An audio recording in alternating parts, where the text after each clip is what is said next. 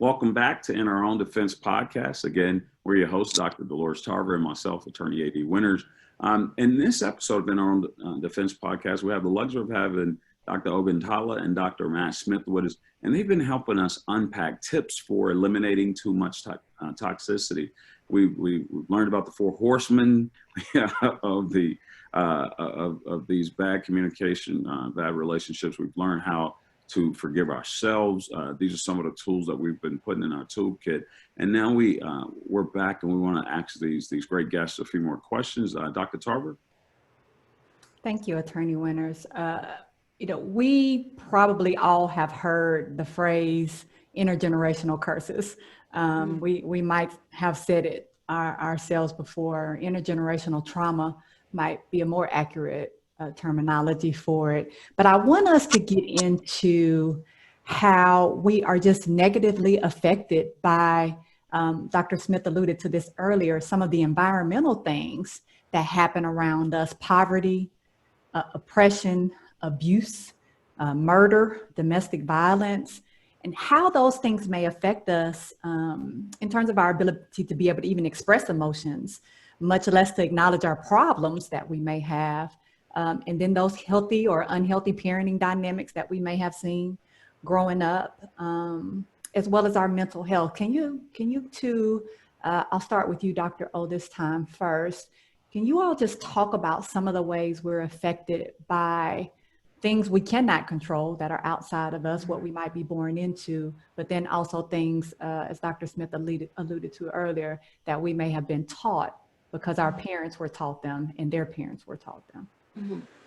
Yeah, so one of the things that I'm always trying to integrate into my mental health education is the socioeconomic status and environmental education. So when I explain to somebody, let's look at what happened when your parent was growing up, right? Well, what was it like, their relationship with their parent? Well, their father wasn't there. Well, what happened? Well, they grew up in Asia and there was a war going on. And so she saw her dad killed in front of her, right? When you put that in context, and then you can ask that parent, can you imagine what it must have been like for your mom to lose her dad in such a violent way? Does it make sense that maybe that has to do with a lot of her adoration of your brother? That she is looking for love from a man in the way of your brother, in a way that she didn't have to do with her mom, right? It all of a sudden offers up a, wow, I can empathize with you in a way that I may not have been taught to do, right? So putting it in context and then saying, okay, now she comes to this country. I don't know if you remember what was happening in this country with the Chinese Exclusion Act. And then they're like, oh, right, what was that? Oh, when they didn't want Asians to migrate to this country and they were sneaking in through, South America, which is why we have so many combinations of Mexican and Spanish and Chinese and stuff like that. And all of a sudden, the history starts to put the family dynamic in context because of the racism and because of how hard they made it for them to do things, right? And I'm purposely using a different culture because I think that oftentimes we get used to what happened with Black people. But when you start to really understand what was happening, how profound the racism was, how profound the segregation was, and this is the environment in which these families were struggling. It's not the same as dad didn't have a job. Do you know how much emotional self it takes to have the motivation to be rejected and know that you're going to get a job? It's incredibly disheartening. And so when you start to humanize the experience, all of a sudden you just realize, like, my God, what they went through. And then on top of that, we're asking them to be emotionally present. And so, this is the way that I try and educate a family on having, instead, a sense of this is what you did to me, rather than, oh my God, what happened to you? You make sense now. Now it makes sense that dad's anger wasn't just mad at me. He was depressed, right? Nobody said that word, but that's what that was. And so as you start to decode everything, right? All of a sudden, now people know what they're seeing. And there you go, the four agreements. Now they can be impeccable with their word. Dad, you seem sad, not angry, right? Now we don't take it personally. Why are you mad at me? What must have happened at work today? That must have been hard. There goes the empathy, right? And then now we don't make assumptions that, right, Dad's just always mad. No, Dad is struggling. And nobody said during his time that it was okay to talk about those things. So he didn't know how to talk about those things. So when you bring up stuff, that's what's happening to him, right? So all of a sudden, the power of teaching a teen, when your dad uses humor, he's not laughing at you, he's feeling uncomfortable. No one taught him how to be vulnerable, right? And so all of a sudden they go, you can tell him, it's okay, you just need to be here with me. You don't have to solve it for me. I just want you here with me. I just want you to listen, right? Now I can teach a teen to advocate for themselves so they can get what they need out of this relationship and all relationships, right? But to me, that's the importance of, again, why it's so important to talk to a therapist instead of just trying to do it by yourself. Because how would you know this? And every time I teach it to somebody, I don't care how young this kid is, I don't care how old this parent is, it always comes down to, how would I know that? I go, exactly. Nobody taught you that. And that's why I'm asking you to have some self-compassion. Thank you, Dr. O, for bringing back in those 4 agreements. I knew you would weave them back in, and that was perfect. Dr. Smith? I want to bring in an aspect of kind of where we are as a people, as Black people, when it comes to our trauma culturally. And 400 years, of course, we don't have to go through all that, but you can't tell me through 400 years of degradation, of lost opportunities, slavery, Jim Crow, and all these other things, the Black Wall Street, Rosewood, that there is not some separation anxiety disorder culturally. Yeah. There is not some PTSD culturally. There's not some distrust culturally. The Tuskegee experiment, distrust the medical system, the judicial system, whereas that, the very high percentage of Black men in the judicial system. So, I mean, we have a whole lot of mistrust. We have a whole lot of pain. We have a whole lot of hurt. And now the Black men are feeling emasculated within relationships because they feel that their power has been taken away from them because of the judicial system, because of not getting opportunities. And right now, the Black woman is the matriarch of our culture. We're very proud and very happy, and and I'm singing the praises of future Vice President Harris. I'm owning that. And we're very proud of that. But still, there's a systemic issue when it comes to why toxicity within our community runs rapid. And it goes from culture, it goes from generation to generation to generation. I think that what I try to do is I try to pair my men up, my couples up, and also my families up with mentors. Like if you see somebody in your church, somebody in your community, somebody in an organization that you like how they are moving, you like the way that they deal with their issues and conflicts and things of that nature, there's nothing wrong with trying to connect with that. There's nothing wrong with trying to connect with organizations that do that. We have to unlearn bad habits that have been passed down to us. And we also have to deal with therapeutically, hopefully, some of the acute stress disorders, some of the separation anxiety disorders, some of the PTSD that we have gotten because of the negatives that's happened in this country towards Black people, and some of the things that's happened that we cannot undo, of course. But these things have affected us, and we are affected as a whole. Mm-hmm. And I see how you guys both brought that in, where you kind of speak about it as Dr. Oguntala used the Asiatic kind of scenario of the Chinese Exclusion Act, the Japanese internment camps in America, watching someone die, watching your parent die. Imagine the kids in Chicago who've seen that. Imagine in this country. And I like how you weaved it back to African Americans experiencing this in this country at an alarming rate, and been in the legal profession and former prosecutor.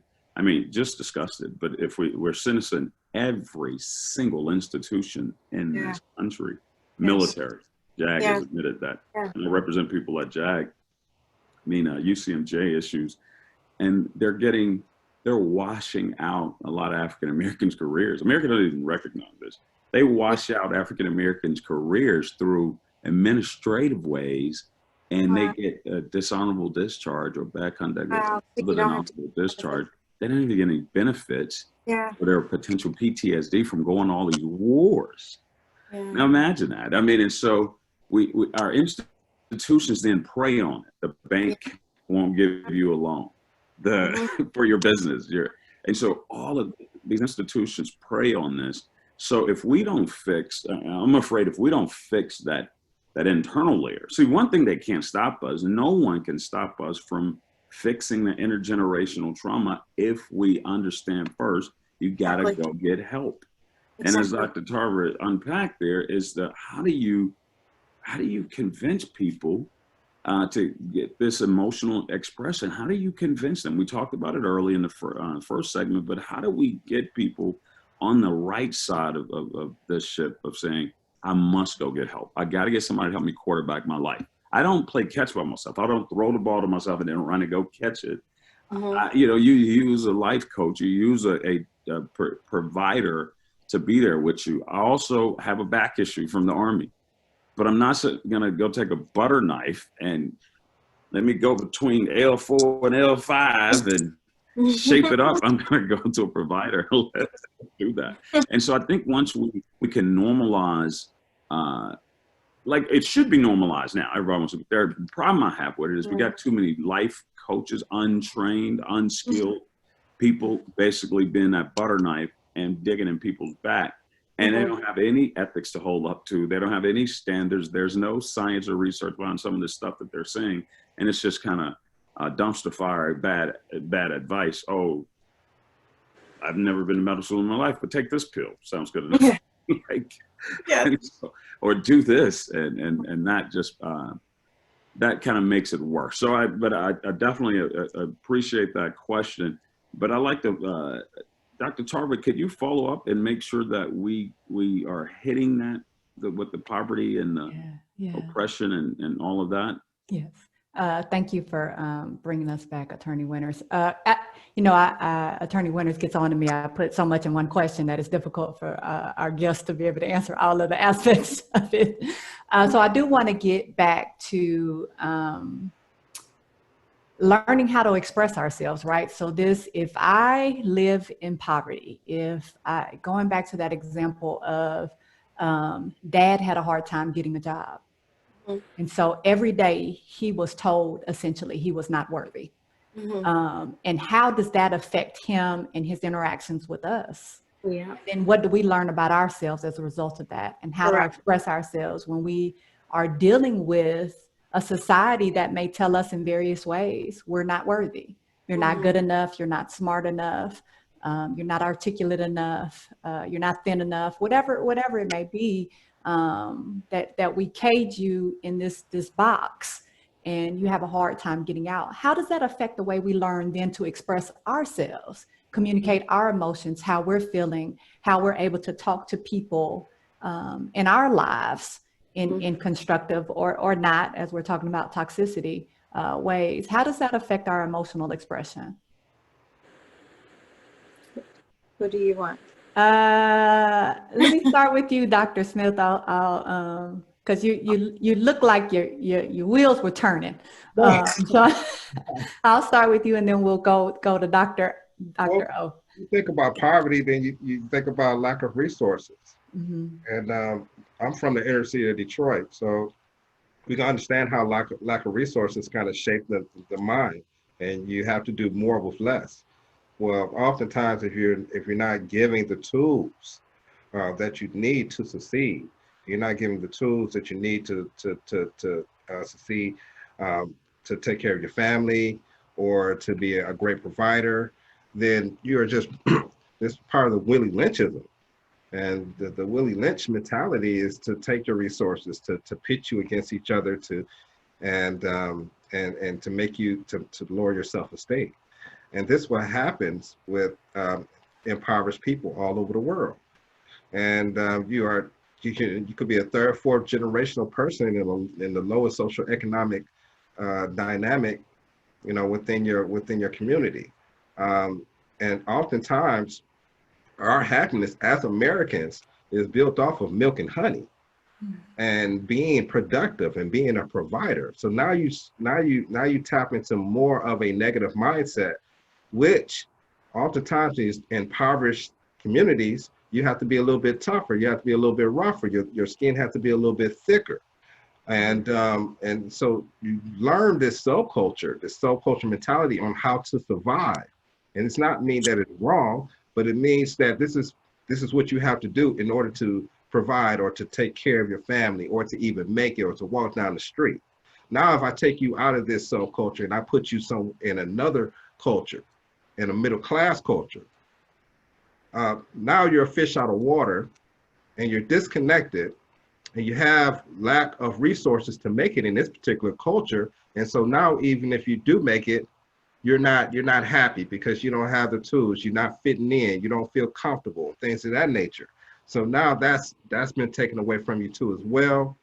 And it can kind of build a toxic mentality within your own self, which you pass down, to your children, to your friends, to your family, and things of that nature. So, I mean, the poverty platform that we're talking about, man, it's really big when it comes to trying to navigate through toxic relationships and generational toxic dynamics. Thank you, Dr. Smith. Dr. O? Can I wanted to just add something to that, because I really do feel like the history is so important. And I'm currently finishing Stamped from the Beginning by Dr. Iram Kindi. And wow, if there was a book that just was required, like that with the 1619 Project podcast, like, and I think that the reason why is because that those definitions of being a segregationist, somebody who does not feel like brown and black people ever equate to being a white the humanity of a white person, right? Then the assimilist, who is a person who believes that black and brown people can be as good as a white person, and yet supports policy that supports the racist environment, right? And then the anti-racist, who says, and this is why I'm saying this, is because what I would say to somebody who's suffering from poverty is, do you understand that the reason you're so exhausted, the reason you feel hopeless, is because it is by design? This is not all your fault, right? So that they can understand that, of course, you would work if the job were easy to obtain and you didn't understand that other people were purposely trying to make it so that you didn't, right? But when you see repeatedly, when all of a sudden somebody gets together with everybody and says, you have the same problem I have, we need to get together. That is when all of a sudden they realize we can't have that. They proved that with the Black Panther Party. They proved that like over and over through history, right? And so it's even, I think that we don't even tell Martin Luther King's story well, because he was a threat when he started to realize a more anti-racist platform, right? And so I think that becomes so important, because then what you can do is you are more apt to realize that you cannot do this alone. You need support.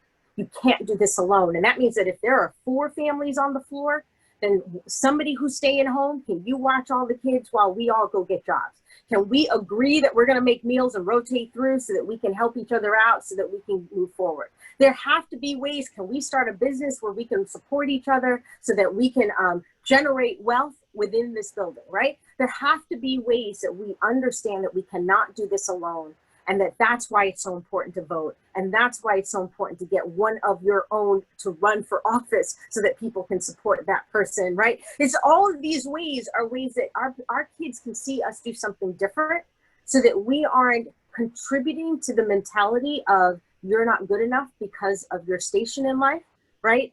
By saying like that kind of Bill Cosby attitude where it's because y'all don't want to work. It's because you don't think that you can, that you're not willing to reach out of this pit that you're in. And I think that we really have to stop being able to put each other against each other, whether it's gender wise, LGBTQ wise, whatever way, that we have to realize that that is by design to split the groups. And that is when the poverty and all of those things, right, really head down on us. When a teen sees me and they go like, wow, how did you get to do that? And blah, blah, blah.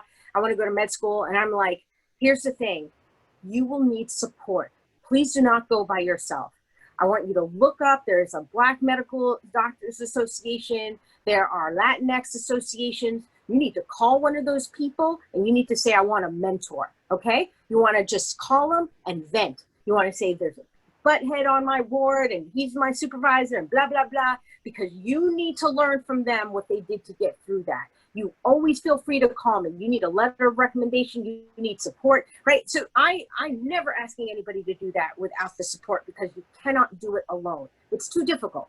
And I think that we have too much inherited that individualism of that white kind of, and it's by design, because if I can get you to feel bad for asking for help, then all of a sudden I can get you not to ask for help.